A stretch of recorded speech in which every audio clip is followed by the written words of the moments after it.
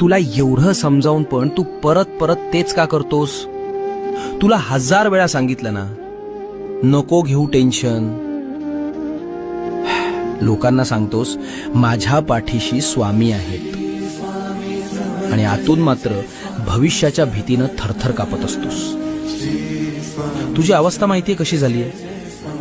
त्या ट्रेनमध्ये बसलेल्या प्रवाशासारखी, जो ट्रेनमध्ये बसलाय पण त्यानं स्वतःची जड बॅग खाली ठेवण्याऐवजी स्वतःच्याच डोक्यावर ठेवली. अरे बाळा, ट्रेन मी चालवतोय ना, मग तू ती भविष्याची बॅग डोक्यावर घेऊन का उभा आहेस?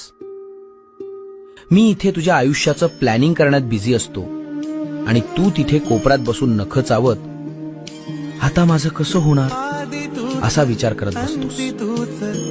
पण बाळा, जेव्हा मी तुझी फाईल माझ्या हातात घेतलीये ना, तेव्हा तू माझ्या